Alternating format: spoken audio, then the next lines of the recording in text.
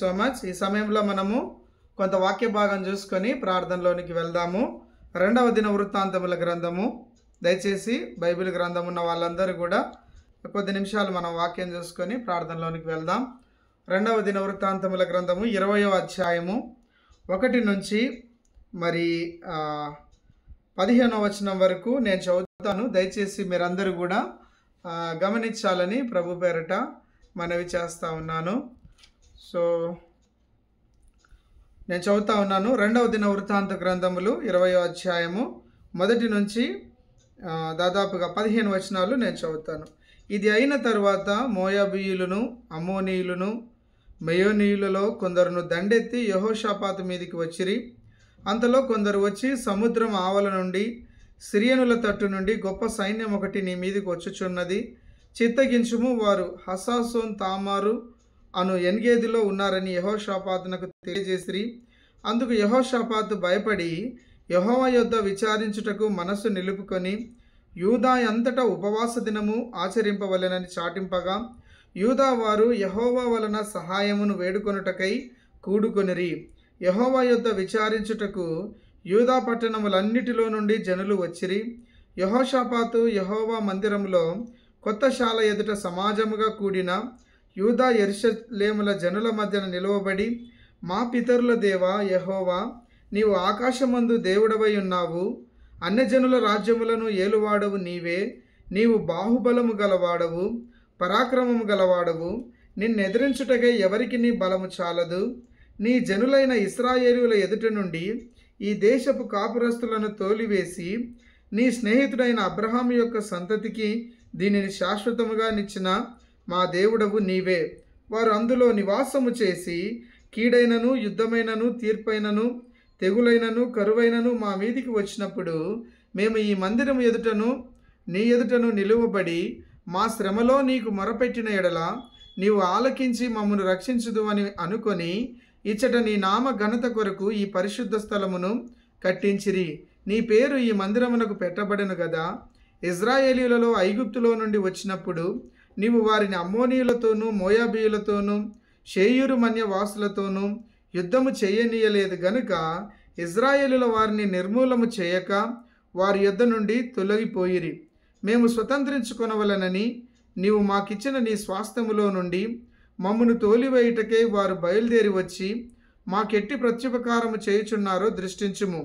మా దేవా, నీవు వారికి తీర్పు తీర్చవా? మా మీదికి వచ్చు ఈ గొప్ప సైన్యముతో యుద్ధము చేయుటకు మాకు శక్తి చాలదు, ఏమి చేయుటకును మాకు తోచదు, నీవే మాకు దిక్కు అని ప్రార్థన చేసెను. యూదా వారందరూ తమ శిశువులతోనూ, భార్యలతోనూ, పిల్లలతోనూ యెహోవా సన్నిధిన నిలువబడిరి. అప్పుడు మత్తన్యాకు పుట్టిన యెహీయేలు కుమారుడైన బెనాయాకు జననమైన జకరియా కుమారుడును, ఆసాపు సంతతివాడును, లేవీయుడునగు యహాజీయేలు సమాజములో ఉండెను. యెహోవా ఆత్మ అతని మీదికి రాగా అతడిలాగు ప్రకటించెను, యూదా వారలారా, యెరూషలేము కాపురస్తులారా, యెహోషాపాతు రాజా, మీరందరూ ఆలకించుడి. యెహోవా సెలవిచ్చినదేమనగా, ఈ గొప్ప సైన్యమునకు మీరు భయపడకుడి, జడియకుడి. ఈ యుద్ధము మీరు కాదు, దేవుడే జరిగించును. దేవుడి మాటలను బట్టి మనతో మాట్లాడును గాక. చిన్న ప్రార్థన చేసుకుందాం. ప్రేమగల మా తండ్రి, కృపాసత్య సంపూర్ణమైనటువంటి యేసుక్రీస్తు ప్రభువా, నీ ఘనమైన నామానికి వందనాలు. ఇంతవరకు పాటల్లోనూ సాక్ష్యంలోనూ ప్రభువా మీరు సాయం చేశారు తండ్రి, అందును బట్టి వందనాలు చెల్లిస్తున్నాం. ఎంత గొప్ప దేవుడవు. లోకంలో తండ్రి ఎంతోమంది ఉంటుండగా మీ ప్రియ బిడ్డలను మీరు ఎన్నుకొని ఈ సమయంలో సమకూర్చి ఈ విధంగా ఆన్లైన్ ప్రేయర్లో కలిగి ఉండడానికి ఇచ్చిన గొప్ప భాగ్యాన్ని బట్టి వందనాలు తండ్రి. ఎవరెవరు ఎలాంటి ఉద్దేశాలతో, ఎలాంటి భారంతో వచ్చారో ప్రభువా, ప్రతి ఒక్కరితో మీరు మాట్లాడండి, నాతో మాట్లాడండి. అయా అయోగ్యులము, అపాత్రులము తండ్రి, మీ రక్త ప్రోక్షణ కిందికి వస్తున్నాం, సరిచేయండి, సమాధానపరచండి నాయన. పరిశుద్ధాత్మ దేవ, అందరి హృదయములు ఎరిగి ఉన్న దేవుడవు, మీరే మా అందరితో మాట్లాడుతూ రమ్మని నన్ను కూడా సిలువ చాటున మరుగుపరిచి మీ పరిశుద్ధ లేఖన భాగం ద్వారా నాతో మాతో మీరు మాట్లాడుతూ రమ్మని నజరేయుడైన యేసుక్రీస్తు నామమున స్తుతించి ప్రార్థించి అడిగి వేడుకుంటున్నాము తండ్రి. ఆమెన్. సో ఈ సమయంలో మనం వాక్య భాగాన్ని గమనించినట్లయితే మరి 2వ దినవృత్తాంతముల గ్రంథము 20వ అధ్యాయము 1 నుంచి దాదాపుగా 30 వచనాలు చూసినట్లయితే ఒక చిన్న అవగాహన మనకు ఇక్కడ ఉంటుంది. యెహోషాపాతు అనే రాజుకు ఎటువైపుగా అంటే మోయాబీయులని, అమ్మోనీయులని, మొయోనీయులని కొందరు దండెత్తి యెహోషాపాతు మీదకి వచ్చిరి. ఇంకా సముద్రం అవతల నుండి సిరియనుల తట్టు నుండి గొప్ప సైన్యం ఒకటి నీ మీదికి వచ్చుచున్నది. అంటే ఎటువైపు అంటే నలుదిక్కుల, ఒక వ్యక్తికి నలుదిక్కుల శ్రమ ఉన్నప్పుడు ఎక్కడికి వెళ్ళగలుగుతాడండి? ఏదో ఒక దిక్కునైనా. ఇప్పుడు కుటుంబం ఉంటుంది, తల్లిదండ్రుల నుంచి సమస్య వస్తే భార్య వైపు చూస్తాం, భార్య వైపు సమస్య చూస్తే బంధువుల వైపు చూస్తాం, బంధువుల వైపు సమస్య వస్తే ఫ్రెండ్స్ వైపు చూస్తాం, ఫ్రెండ్స్ వైపు సమస్య వస్తే ఇంకొకరి వైపు చూస్తాం. కానీ అన్ని ఏరియాస్ నుంచి సమస్య వచ్చినప్పుడు అంటే అది అనారోగ్యపరంగా, ఆర్థిక పరంగా, మనకున్నటువంటి ఇంకా అన్ని విషయాల్లో నలుదిక్కుల యెహోషాపాతుకు కూడా తన యొక్క దేశం మీదికి ఒకవైపు అమ్మోనీయులని, ఒకవైపున మోయాబీయులని, ఇలా అనేక మంది తన మీదికి యుద్ధమునకు ప్రకటిస్తూ వచ్చినారంట. మరి 3వ వచనాన్ని గమనించినప్పుడు అందుకు యెహోషాపాతు భయపడి యెహోవా యొద్ద విచారించుటకు మనసు నిలుపుకొని. నా మాట ఒకసారి గమనించండి. ఒక మహారాజు అయినప్పుడు ఆయనకు వచ్చిన శ్రమను బట్టి ఏం చేయాలండి? ఈరోజు నువ్వు నేనే అయితే గినా సింపుల్, ఒక సాధారణమైనటువంటి వ్యక్తి అయితే కూడా తన ప్రయత్నాలు తను చేస్తూ వస్తాడు. ప్రతి వ్యక్తి కూడా తన యొక్క ఎంత చేయగలనో. ఇప్పుడు ఒక సమస్య వచ్చిందంటే మొట్టమొదటిగా తల్లిదండ్రులకు ఫోన్ చేస్తాం, లేదంటే గినా మనకంటే ఉన్నతమైన స్థానంలో ఉన్నవారికి ఫోన్ చేస్తాం. ఒక ఆర్థికపరమైన ఇబ్బంది అయితేనేమి, ఒక ఆరోగ్యకరమైన ఇబ్బంది అయితేనేమి డాక్టర్స్ని ఆశ్రయిస్తాం. లేదంటే ఇంకొకటి మనము మొట్టమొదటిగా ఒక సాధారణ మనుషులైన మనమే వేటిపైననో మనము ఆధారపడుతూ వస్తూ ఉంటాం.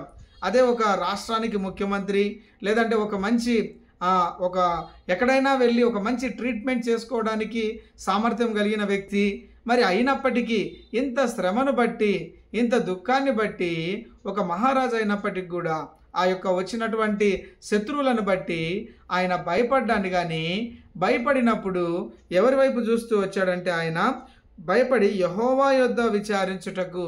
మనం కూడా సింపుల్, మనము ఏ పరిస్థితి వచ్చినా కానీ మనుషులను నమ్ముకొనుట కంటే యెహోవాను నమ్ముకొనుట మేలు, మనుషులను ఆశ్రయించుట కంటే యెహోవాను ఆశ్రయించుట మేలని కీర్తనలు 118వ అధ్యాయంలో రాయబడి ఉంటుంది. మరి మనము ఏ పరిస్థితిలో కూడా ఈ యొక్క మహారాజు అయినప్పటికీ ఆయన ఏం చేస్తూ వచ్చాడంటే యెహోవా యొద్ద ఆయన విచారణ చేస్తూ వచ్చాడు. ఇంకేం చేస్తూ వచ్చాడు? యూదా అంతట ఉపవాస దినము ఆచరింపవలనని చాటింపగా. ఇప్పుడు కొంతమంది అంటే కొన్ని పరిస్థితుల్లో కొన్ని చోట్ల ఏ విధంగా అయిపోయిందంటే ఉపవాసం ఉండి ప్రార్థన చేస్తే అన్న నీ కార్యం జరిగిపోతుంది, ఉపవాసం ఉండి ఒక 6 వారాలని 4 వారాలని 1 నెల రోజులు ఉపవాసం ఉంటే నీ సమస్య తీరుతుందని ఎంతోమంది సలహాలు ఇస్తూ ఉంటారు. మంచిదే, నేను కాదంటలేను. కానీ అంతకంటే ముందుగా మనము దేవునికి దగ్గర అవ్వాలి. మన ఉపవాసము, మన ప్రార్థన ఏం చేయాలి అంటే మనల్ని దేవునికి ఎట్లా చేయాలి? చాలా క్లోజ్డ్ రిలేషన్లోకి తీసుకురావడానికి ఈ 2 అంశాలు మనల్ని ఎంతగానో ప్రోత్సాహపరుస్తూ ఉంటాయి. మరి ఈ యొక్క యెహోషాపాతు మహారాజు కూడా అదే చేస్తూ వచ్చాడు. అయా, దేశమంతటా ఒక మహారాజు అయ్యుండే ఇంకా దేవుని దగ్గరికి వచ్చి ప్రార్థన చేస్తున్నప్పుడు సాధారణంగా ఉన్న ప్రజలు, ఆ రాజ్యంలో ఉన్న వాళ్ళందరూ కూడా ఆ యొక్క రాజాజ్ఞకు లోబడి ఆ దేశమంతటా ఉపవాసం ఉండి ప్రభువారి దగ్గర ప్రార్థన చేస్తూ ఉన్నారు. అలాంటి నిజంగా మనము మామూలుగా ప్రార్థన చేసినప్పుడు ఇలా ఉంటుందని నేను చెప్పను. కానీ మన అటెన్షన్ మనము ఎప్పుడైతే ఫాస్టింగ్ ఉండి చేసినప్పుడు కన్నీళ్లతో మనము కొంత మన ప్రార్థనా జీవితాన్ని ప్రభు యొక్క సన్నిధిలో కుమ్మరించినప్పుడు మన యొక్క జీవితంలో ఉన్నటువంటి బలహీనమైన పరిస్థితులు అనగా ఆత్మీయమైన క్షేమము, మనం ఎక్కడైతే దేవునికి దూరం అయిపోయామో ఆ స్థితి నుంచి దేవుని దగ్గర కొంత సమయం గడిపినప్పుడు దేవుడు మనతో మాట్లాడుతూ వస్తాడు. అయ్యా, ఇదిగో పలానా బలహీనత ఉంది, ఇదిగో పలానా స్థితి ఉంది, అయ్యా పలానా చోట నువ్వు ఇలా మాట్లాడుతూ వచ్చావు, అయ్యా పలానా పరిస్థితుల్లో నువ్వు ఈ విధంగా ప్రవర్తిస్తూ వచ్చావు, నీకెంత వాక్యం తెలుసు, నీకెంత విలువల గురించి తెలుసు, నీకెంత సంఘం గురించి తెలుసు, నీకెంత యేసుక్రీస్తు వారి గురించి తెలుసు, ఇన్ని తెలిసిన నువ్వే ఇలా మాట్లాడావా కదా? ఇలా అనేకమైన విషయాల్లో, అనేకమైన పరిస్థితుల్లో మనతో దేవుడు మాట్లాడుతూ వస్తాడు. అందుకే మనము ప్రతి దినము, అందుకే ఏమనుంటుంది యోబు గురించి, యోబు గ్రంథం 1వ అధ్యాయం 1వ వచనంలో, యోబు నీతిమంతుడును యథార్థవర్తనుడు ఇంకా అయ్యుండి ఏం చేస్తూ ఉన్నాడు, చెడుతనమును విసర్జించిన వాడు. ఇది వాళ్ళే చేయాలి, మనమే చేయాలి, నేనే చేయాలి. నా చెడును నేను విసర్జించకపోతే నేను ఎలాగూ మరి మంచివాడిని అవుతాను? మరి విసర్జించాల్సిన చెడు విసర్జించకుండా నేను మంచి పనులు చేస్తే ఏమాత్రం దేవుని కార్యాన్ని చూస్తాను? అందుకే యెషయా గ్రంథం 59లో ఒక మాట ఉంటుంది, నీకును నీ దేవునికి అడ్డుగా నీ పాపములున్నాయి కనుక ఆయన మొహాన్ని మనం చూడలేకపోతూ ఉంటున్నాం. ఎప్పుడైతే మన పాపాలను ఒప్పుకొని అయా మీ సన్నిధిలో ఉపవాసం ఉండి, ప్రభువా నేను పలానా బలహీనతల్లో, పలానా స్థితిలో మనం దేవుని దగ్గరకు వచ్చి మరింత సమీపంగా వచ్చి మనం ఆయన దగ్గర మనం వేడుకున్నప్పుడు ఏం జరుగుతూ వచ్చింది? యెహోషాపాతు ఆయన ఏం చేస్తూ వచ్చాడంటే, యెహోవా మందిరంలో సమాజముగా కూడి యూదా యెరూషలేముల జనుల మధ్యన నిలవబడ్డాడు. ఇది మనం చాలా ముఖ్యంగా జ్ఞాపకం చేసుకున్నాం. హెబ్రీ పత్రికలో ఒక మాట ఉంటుంది దేవుని వాక్యంలో నుంచి, ఏమంటుందంటే ఈ యొక్క ఆఖరి దినాల్లో ఉంటున్నాము, ఏర్పరచబడిన వారు సైతం మోసపరచబడిపోయే పరిస్థితుల మధ్యన ఉంటున్నారు, సమాజముగా మానక. ఇది కూడా చాలా మటుకు ఈ రోజుల్లో విశ్వాసులు సైతం భయంకరంగా బలహీనపడిపోయే పరిస్థితులు, ఐక్యపరచబడడం, సంఘములో చేర్చడము, నా సమూహముగా ఉండి దేవునికి ప్రార్థించడం అన్నది తగ్గిపోయింది. ఎలా అయిపోయిందంటే, నా భక్తి నాది, నా ప్రార్థన జీవితం నాది, నా దేవునికి నాకున్న మధ్య రిలేషను నాది అన్న స్థితిలోనికి వచ్చేసాం. ఇంకా ఏమైపోయిందంటే, మరి కొంచెం మనం ముందుకెళ్ళి మనం మాట్లాడుకున్నట్లయితే ఏదైనా ఒక మంచి మాట కానీ, ఏదైనా ఒక వాక్యం కానీ మనం తెలియజేసినప్పుడు, అందులో ఉన్న సత్యాన్ని మనం తెలిసినప్పుడు ఇది మాకు తెలుసులే కదా. ఎలాంటి పరిస్థితులు అంటే, ఒక సత్యాన్ని, వాక్యాన్ని కూడా అంగీకరించలేనటువంటి పరిస్థితులు. ఇలాగూ మనము సమాజముగా కూడడం అన్నది లేకపోవడాన్ని బట్టి, మనము ఒంటరిగా లేదంటే మనం ఇండివిజువల్గా ఉండడాన్ని బట్టి మనము ఇలాంటి స్థితి. నిజంగా ఒక మాట చెప్తాను చూడండి, ఒక 4 ఎద్దులు కలిసి గుంజగలిగినటువంటి ఒక పెద్ద రాయిని ఒక ఎద్దు ఎలాగూ గుంజగలుగుతుంది కదా. ఒక 4 వ్యక్తులు కలిసి చేసే పనిని ఒక వ్యక్తి ఎలాగూ చేయగలడు కదా. ఈ విధంగా ఎప్పుడైతే మనం ఐక్యపరచబడి ఒక ప్రార్థనా జీవితంలో సమాజముగా కూడి, యెహోషాపాతు మహారాజుకు ఇలాంటి ఇన్విటేషన్ ఇవ్వాల్సిన అవసరం లేదు, కానీ ఆయన ఏం చేస్తూ వచ్చాడు, మొత్తం దేశమంతటిని, రాజ్యం అంతటిని, కుటుంబం అంతటిని కలిసి కూర్చొని యెహోవా మందిరంలో ఆయన ఏం చేస్తూ ఉన్నాడు, యెరూషలేములో జనుల మధ్యన నిలువబడి, మా పితరుల దేవా యెహోవా నీవు ఆకాశమందు దేవుడవై ఉన్నావు, అన్యజనుల రాజ్యములను ఏలువాడవు నీవే. ఏ విధంగా మా పితరులకు దేవుడయ్యాడండి ఆయన? అనేకమైన విషయాలు కదా. మరి యెహోషాపాతు జ్ఞాపకం చేసుకుంటాడు, అయ్యా ఇదిగో నువ్వు ఎర్ర సముద్రాన్ని 2 పాయలు చేసినావు, ఆ ఫరో ముందు ఎంత గొప్ప కార్యాలు చేస్తూ వచ్చావు, యెహోషువను ఈ విధంగా అనేకమైనటువంటి కార్యాలు చేయడానికి నువ్వు నడిపించుకుంటూ వచ్చావు, ఇదిగో మా పితరుల దేవా, ఆ రోజున్న దేవుడవు ఈరోజు ఉన్నావయ్యా, ఇక ముందు కూడా ఉంటావు అన్న ఇందాక సాక్ష్యం చెప్తూ వచ్చాడు. మేము ఎన్ని పరిస్థితులు జరిగినా కానీ మా విశ్వాసాన్ని వదిలిపెట్టలేదు అని. నిజంగా అది ఎంతో ముఖ్యమైనది మనకు. ఈ రోజుల్లో శత్రువు ఎక్కడ మోసం చేయడండి. మనం వాక్యంలో ఉన్నాము, దేవుని యొక్క విశ్వాసంలో ఉన్నామని మనము ఏదో పోయి పెద్ద తప్పు చేస్తామని ఏదో ఒక మందు తాగడమో, లేదంటే ఫ్రెండ్స్తో తిరగడమో, లేదా ఇంకొకటో కాదు, కానీ నీకు నాకు విశ్వాసం ఉండకుండా చేస్తాడు, వాక్యాన్ని మర్చిపోయేటట్టు చేస్తాడు, సత్యమును గ్రహించకుండా చేస్తాడు, నాకు తెలుసులే అనే స్థితిలోనికి తీసుకొస్తాడు. ఎందుకంటే అవిశ్వాసకరమైన పరిస్థితి ఇంకొకటి ఉండదు. అందుకే మనము ప్రతి దినము వాక్యములో, ప్రార్థనల్లో, సమాజంగా కూడుకునే విధానంలో, ఒక సహవాసంలో మనం ఐక్యపరచబడినప్పుడు నిజంగా మనము ఎంతగానో మన విశ్వాస జీవితాన్ని మేలు వైపుగా నడిపించుకునే వారిగా దేవుడు మనకు సహాయం చేసేవాడిగా ఉంటాడు. ఈ విషయాన్ని మనం గమనించాలా. నిజంగా నాకు తెలుసులే, వాక్యం తెలిసిందే, కానీ దేవుని కార్యం జరగడానికి మనం చోటిచ్చేటటువంటి వారిగా ఉండాలి. కాబట్టి శత్రువు మనల్ని ఎక్కడైనా మోసం చేసే అవకాశం ఉంది. మనల్ని ఈ వాక్యమా ఎప్పుడో విన్నాంలే, ఈ మాటలా ఎప్పుడో విన్నాంలే, ఇది కూడా మనల్ని విశ్వాసంలోంచి తీసివేస్తుంది. కానీ యెహోషాపాతు ఆ యొక్క రాజ్యం మీదకి వచ్చిన శ్రమను బట్టి తను ఒకటి జ్ఞాపకం చేసుకుంటాడు, అయ్యా నువ్వు మా పితరుల దేవుడవు, మా పితరుల యొక్క పరిస్థితుల నుంచి కాపాడి వారిని సంరక్షించిన దేవుడవు. ఈరోజు మాకు కూడా ఇలాంటి సమస్య నలువైపులా ఎలాంటి పరిస్థితులు ఉన్నాయో మనకు తెలియదు. మన యొక్క నలుదిక్కులా ఉన్నటువంటి ఆ పరిస్థితుల నుంచి మనల్ని లేవనెత్తేవాడు ఆయనే. ఆయన ఏమంటున్నాడు, వారు అందులో చూడండి 8వ వచనం, 2వ దినవృత్తాంతములు 20వ అధ్యాయం 8వ వచనం, వారు అందులో నివాసము చేసి కీడైనను యుద్ధమైనను తీర్పైనను తెగులైనను కరువైనను మా మీదకి వచ్చినప్పుడు మేము ఈ మందిరము ఎదుట నీ ఎదుటను నిలువబడి మా శ్రమలో నీకు మొరపెట్టిన ఎడలా. కదండి, మనము ప్రతి దినం చేయాల్సింది ఏంటంటే, ఏ పరిస్థితి వచ్చినప్పటికీ మనుషుల వైపు మనం చూడొద్దు, పరిస్థితుల వైపు మనం చూడొద్దు, మన ముందున్నటువంటి సౌండ్ సొల్యూషన్స్ వైపు మనం చూడొద్దు. మనం ఎవరి వైపు చూడాలంట? ఆయన మందిరంలోకి రావాలంట, సమాజంగా కూడుకోవాలంట, ఇంకేం చేయాలి? ఆయనకు మాత్రమే మొరపెట్టాలంట కదా. అలా మనం మొరపెట్టినప్పుడు నీవు ఆలకించి మమ్మను రక్షించుదు అనుకొని ఇచ్చట నీ నామ ఘనత కొరకు ఈ పరిశుద్ధ స్థలమును కట్టించిరి. సొలొమోను కట్టించినప్పుడు చెప్తాడు కదా, ఆకాశ మహాకాశములు పట్టజాలని దేవుడికి మనుషులతో నివాసం చేయడానికి కట్టించు ఈ మందిరము ఏ పాటిది అని 2వ దినవృత్తాంతంలో ఆయన మాట్లాడుతూ వస్తాడు 19వ అధ్యాయం చివరి వచనాల్లో. నిజంగా కదండి, ఎంత గొప్ప దేవుడు. మనుషులతో నివాసం చేయడానికి ఏ పాటి వాళ్ళం మనం కదా, మనుషులమండి. అనుక్షణం ఒక నిమిషం కూడా పరిశుద్ధంగా జీవించడానికి మనలో ఏ యోగ్యత లేదు. జస్ట్ అవర్ ఏంటది, మన యొక్క జ్ఞానము ప్రదర్శించుకోవడం తప్ప ఏం లేదు.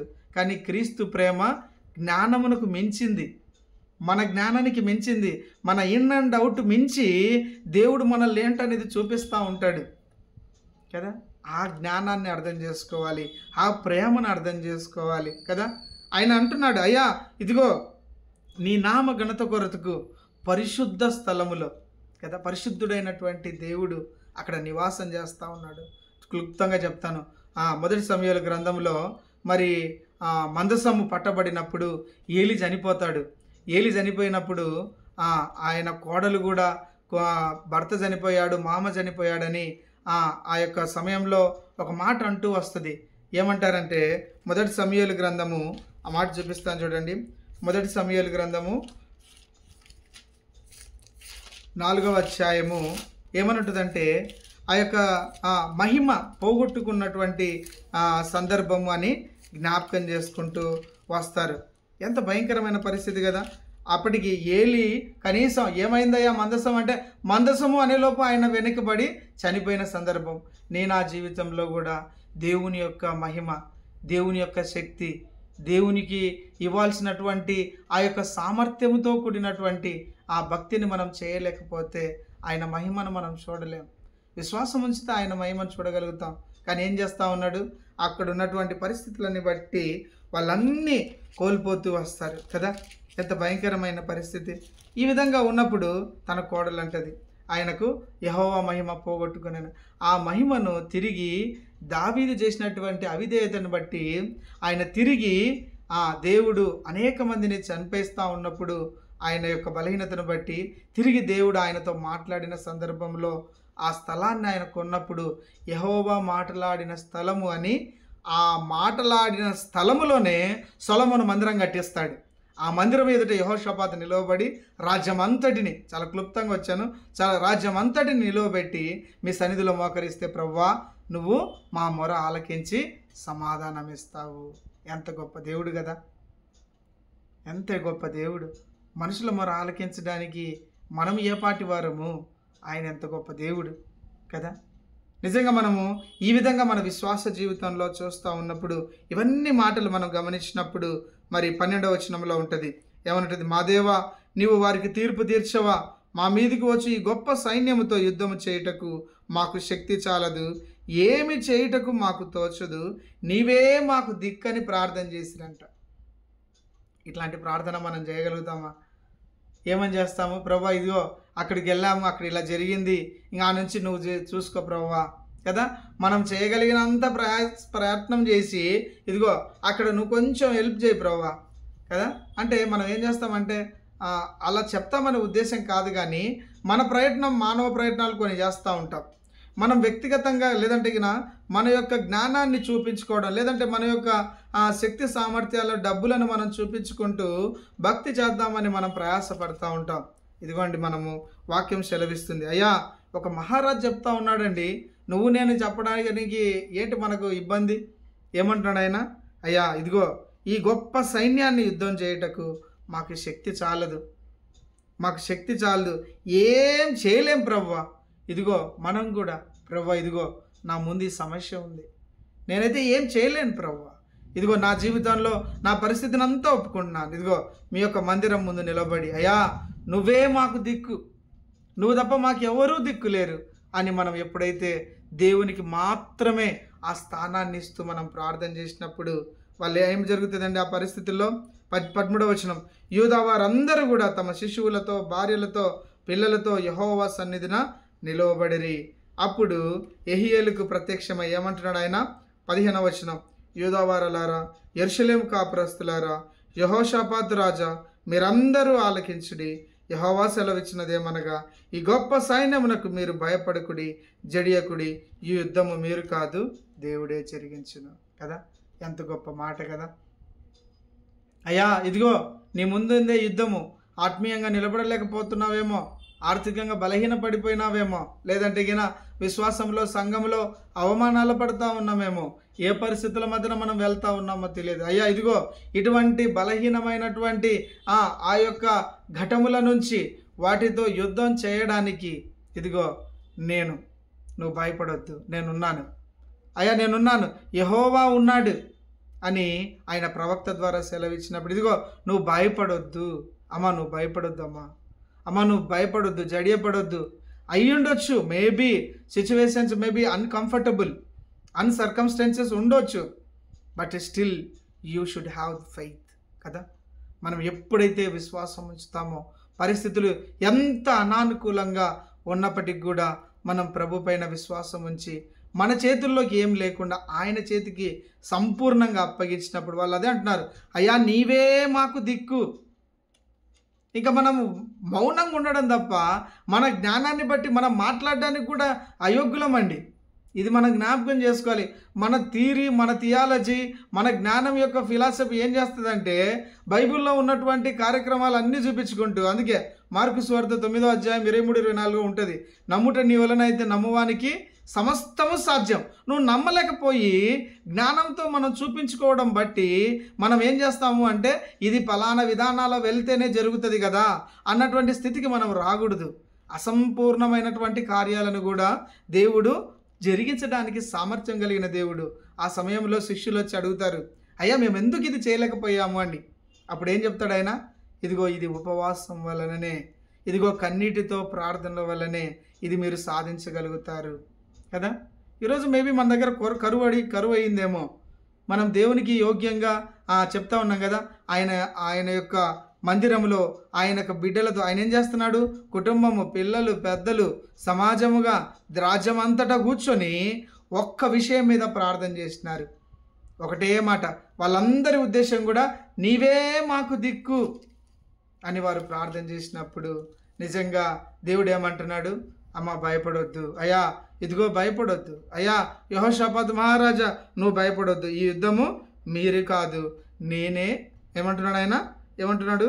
దేవుడే జరిగించును, ఈ యుద్ధం మీరు కాదు దేవుడే జరిగించును కదా. ఎంత గొప్ప లేఖన భాగం కదా. నిజంగా దేవుడు మన జీవితాల్లో అటువంటి కార్యాలు చేయడానికి, మన పరిస్థితులను మార్చడానికి సమర్థవంతమైనటువంటి దేవుడు ఆయన కదా. నిజంగా మనం అంతగా ప్రభు పైన ఆధారపడగలుగుతా ఉన్నామా? నిజంగా ప్రభు పైన మన విశ్వాస జీవితాన్ని నీవే మాకు దిక్కు అన్నట్టుగా కదా. వాళ్ళు ఏం చేస్తూ వచ్చారు? ఉపవాసాన్ని ప్రకటించారు, సమాజంగా కూడుకుంటూ వచ్చారు, దేవుని మందిరానికి వచ్చారు, దేవుని బిడ్డల మధ్యన నిలవబడుతూ వచ్చారు, కుటుంబంగా నిలబడుతూ వచ్చారు, చిన్నపిల్లలు సైతం వచ్చినారు. దేశమంతా ఒకటే ఉద్దేశం మీద ప్రార్థన చేసినప్పుడు ప్రభు ఆత్మ ప్రవక్త మీదకి దిగి మాట్లాడుతూ వచ్చినటువంటి మాట, అయ్యా మన పరిస్థితులను కూడా నిజంగా ఈ విధంగా మార్చగలిగినటువంటి దేవుణ్ణి మనము కలిగి ఉంటున్నాం. అందుకే మా పితరుల దేవా కదా, ఈరోజు మా దేవా కదా. ఎప్పుడైతే మనం అలా చెప్పగలుగుతామో దేవుని యొక్క కార్యాన్ని మన జీవితంలో చూడగలుగుతూ వస్తాం. అలాగే 17 నుంచి 31 వరకు కూడా అనేకమైన వచనాలు చూసినప్పుడు ఒక మాట ఉంటుంది అన్నమాట. 20వ వచనంలో, యూదావారలారా, యెరూషలేము కాపురస్తులారా, నా మాట వినుడి, మీ దేవుడైన యెహోవాను నమ్ముకొనుడి, అప్పుడు మీరు స్థిరపరచబడుదురు. ఆయన ప్రవక్తలను నమ్ముకొనుడి, అప్పుడు మీరు కృతజ్ఞతార్థులగుదురని చెప్పాను కదా. ఏమంటున్నాడు? అయ్యా ఇదిగో ఈ పరిస్థితులు అన్నీ ఉన్నాయి కదా, నువ్వేం చేయాలి? యెహోవాను నమ్ముకో, యెహోవాను నమ్ముకో కదా. ఇది రక్షణతో కూడినటువంటి మాట. వారికి ఉన్నటువంటి శత్రువుల నుంచి రక్షించడానికి సమర్థుడైన దేవుడు అని నమ్ముకో కదా. మన పాపాల నుంచి కూడా విడిపించడానికి సమర్థుడైన దేవుడు ఆయన. అందుకే మన పాపముల కొరకు ఆయన చనిపోతూ వచ్చాడు, మన కొరకు ఆయన శిలువ మరణాన్ని పొందుతూ వచ్చాడు. ఆయన లేకపోతే మనకు రక్షణ లేదు. అందుకే ఏం చేస్తూ వచ్చారు? ఈ సక్సెస్ చూడక ముందుకే ఈ దేశమంతా కూడా ప్రభువుకు స్తుతి స్తోత్రాలు చెల్లిస్తుందంట. ఈ చదువుకుంటూ వస్తే 21, 22, 23 వచనాల్లో. అంటే ఏంటి ఉద్దేశము? వాళ్ళ జీవితంలో వాళ్ళ స్థితిగతుల నుంచి రక్షించడానికి ఈయన నమ్మదగిన దేవుడు, వాళ్ళ పరిస్థితులు మార్చిన దేవుడు, మన పాపాల నుంచి విడిపించినటువంటి దేవుడు. ఆయన రక్షణను బట్టి ఆయనను మనం స్తుతించవలసినటువంటి వాళ్ళమై ఉంటున్నాం. అందుకే దాని తర్వాత మనం ముందుకెళ్ళి వచనాలు గమనించినట్లయితే 25వ వచనంలో, యెహోషాపాతు వారిపైన మొత్తం యుద్ధం చేసి ప్రభు వారందరినీ తప్పించినప్పుడు వారికి ఏం చేస్తాడు ఆయన? 25వ వచనంలో, యెహోషాపాతును అతని జనులను వారి వస్తువులను దోచుకుంటూ దగ్గరకు రాగా ఆ శవముల యుద్ధ విస్తారమైన ధనము, ప్రశస్తమైన నగరులు కనబడెను. వారు తమకిష్టమైనంత మటుకు తీసుకొని తాము పోగలిగినంత కంటే ఎక్కువగా ఒలుచుకొనిరి. కొల్ల సొమ్ము అతి విస్తారమైందిన దాన్ని కూర్చుకొంటకు 3 దినాలు పట్టిందంట. ఎంత సంతోషాన్ని సమృద్ధినిచ్చాడు దేవుడు. ఎందుకు తెలుసా? లోబడ్డారు. ఎందుకు తెలుసా? విధేయత చూపెట్టారు. ఎందుకు తెలుసా? క్రాస్ ఎగ్జామిన్ చేయలే. ఎందుకు తెలుసా? విశ్వాసం ఉంచారు. ఎందుకు తెలుసా? సమాజంగా కూడుకున్నారు. ఎందుకు తెలుసా? ఆయన మందిరానికి వచ్చారు. ఎందుకు తెలుసా? పశ్చాత్తాపడ్డారు. ఎన్ని కారణాలు ఉన్నాయి కదా ఈ 15 వచనాల్లో. నీవు తప్ప మాకు వేరే రిసోర్స్ లేదు. ఇవన్నీ మనం ఎప్పుడైతే ప్రతి విషయంలో మన కామెంటరీతో పని లేదండి దేవునికి, మన సబ్మిషన్ అవసరం చాలు. మనం సరెండర్ అయిపోతే చాలు, దేవుడు మన జీవితాల్లో గొప్ప కార్యాలు చేస్తాడు. ఈ విధంగా చేసినప్పుడు వారి యొక్క భౌతికమైన పరిస్థితిని బట్టి వారు కృతజ్ఞతాస్తుతులు ప్రభువుకు చెల్లిస్తారు. మొదటిది, జరిగిన రక్షణ కార్యాన్ని బట్టి దేవుణ్ణి స్తుతించవలసినటువంటి వారమై ఉన్నాం. ఆత్మీయమైన మేలును బట్టి ప్రభువును ఆరాధించవలసినటువంటి వారమై ఉంటున్నాం. అలాగే మన స్థితి నుంచి, మనకున్నటువంటి యుద్ధముల నుంచి మనల్ని లేవనెత్తిన దేవుడు గనుక ఆయనకు మనం కృతజ్ఞతాస్తుతులు చెల్లించాల్సినటువంటి వాళ్ళమై ఉంటున్నాం. ఈ విధంగా ఈ యెహోషాపాతుకు వచ్చినటువంటి యుద్ధములన్నిటి నుంచి దేవుడు వారిని విడిపించినట్టుగా, మరి ఆ యొక్క పరిస్థితులన్నిటిని బట్టి చుట్టుపక్కల రాజ్యాలు కూడా షేక్ అవుతూ వచ్చాయి.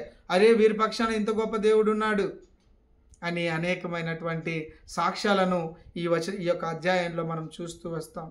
నిజమే ప్రియమైన సహోదరుడా, ఎలాంటి పరిస్థితులు ఉన్నప్పటికీ కూడా మనము ప్రభు వైపు చూస్తూ నీవే మాకు దిక్కు, నిన్నే మేము నమ్ముకున్నాం అని మనము ప్రభుకు చెప్పగలిగినట్లయితే ఆయన మన యొక్క జీవితంలో ఆయనే మన పక్షాన నిలబడి యుద్ధము చేసేటటువంటి వాడుగా ఉంటున్నాడు. నిజంగా ఈ నెలంతా కూడా దేవుడు మనల్ని ఎంతో కాపాడుతూ వచ్చాడు. నిజంగా ఆయనకు కృతజ్ఞతాస్తుతులు చెల్లించవలసినటువంటి వాళ్ళమై ఉంటున్నాం. దేవుడు నిజంగా అటువంటి గొప్ప భాగ్యాన్ని అనుగ్రహించి నూతనమైన మాసంలోనికి మనము పరిశుద్ధంగా, పవిత్రంగా, యోగ్యమైన విధానంలో ప్రభు వైపు చూస్తూ మనము వచ్చే మాసంలోనికి ప్రభు యొక్క విధానాలకు అనుగుణంగా మన యొక్క ఆత్మ జీవితాన్ని కట్టుకుంటూ, ప్రభువా నీవు తప్ప మాకెవరూ లేరన్నటువంటి విశ్వాసంతో మనకు ముందుకు వెళ్ళినట్లు దేవుడు మనకందరికీ సహాయం చేయనుగాక. దేవుడి మాటలు దీవించునుగాక. ఈ సమయంలో దయచేసి